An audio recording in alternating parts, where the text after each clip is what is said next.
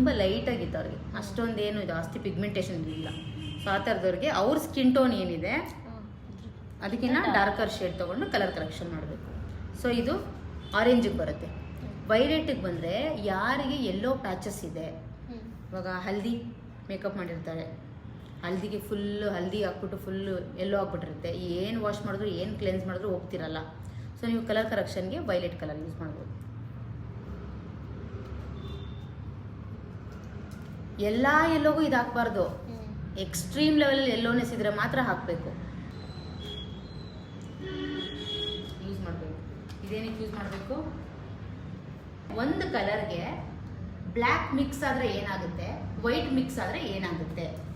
So ಇವಾಗ ಒಂದು ಫೌಂಡೇಶನ್ಗೆ ನೀವು ಡಾರ್ಕರ್ ಶೇಡ್ ಫೌಂಡೇಶನ್ ಮಿಕ್ಸ್ ಮಾಡಿದ್ರೆ ಏನಾಗುತ್ತೆ, ಲೈಟರ್ ಶೇಡ್ ಫೌಂಡೇಶನ್ ಮಿಕ್ಸ್ ಮಾಡಿದ್ರೆ ಏನಾಗುತ್ತೆ, ಸ್ಕೈ ಬ್ಲೂ ಕಲರ್ಗೆ ಬ್ಲ್ಯಾಕ್ ಮಿಕ್ಸ್ ಮಾಡಿದ್ರೆ ಏನಾಗುತ್ತೆ, ವೈಟ್ ಮಿಕ್ಸ್ ಮಾಡಿದ್ರೆ ಏನಾಗುತ್ತೆ, ಇಲ್ಲ ಒಂದು ಪಿಂಕ್ ಕಲರ್ಗೆ ವೈಟ್ ಮಿಕ್ಸ್ ಮಾಡಿದ್ರೆ ಏನಾಗುತ್ತೆ, ಬ್ಲ್ಯಾಕ್ ಮಿಕ್ಸ್ ಮಾಡಿದ್ರೆ ಏನಾಗುತ್ತೆ. ಒಂದೇ ಫ್ಯಾಮಿಲಿ ನೋಡಿ, ಇದೆಲ್ಲ ಒಂದೇ ಫ್ಯಾಮಿಲಿ. ಸೇಮ್ ವೇ ನೋಡಿ, ಈ ಬ್ಲೂ ಹಾಕ್ತೀನಿ ಇವಾಗ, ಡಾರ್ಕ್ ಬ್ಲೂ ಇದೆಯಾ, ಅದೇ ಡಾರ್ಕ್ ಬ್ಲೂಗೆ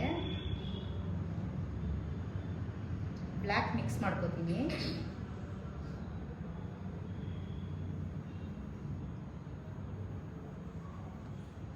ಡಿಫ್ರೆನ್ಸ್ ಕಾಣಿಸ್ತಿದೆಯಲ್ವಾ, ಈ ಬ್ಲೂ ಈ ಬ್ಲೂ, ನೆವಿ ಬ್ಲೂ ಆಯ್ತಾ, ನೆವಿ ಇದು ಇಂಕ್ ಬ್ಲೂ ಆಯಿತು, ಇದು ನೆವಿ ಬ್ಲೂ ಆಯಿತು. ನೋಡಿ ಅದೇ ಬ್ಲೂ ಇನ್ನ ತಗೋತೀನಿ,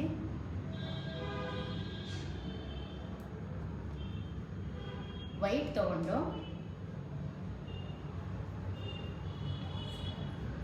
ಸ್ಕೈ ಬ್ಲೂ ಆಯಿತು. ಇದೇ ಟೆಕ್ನಿಕ್ಕು ಎಲ್ಲ ಕಲರಲ್ಲೂ ಬರೋದು, ಎಲ್ಲ ಒಂದೇ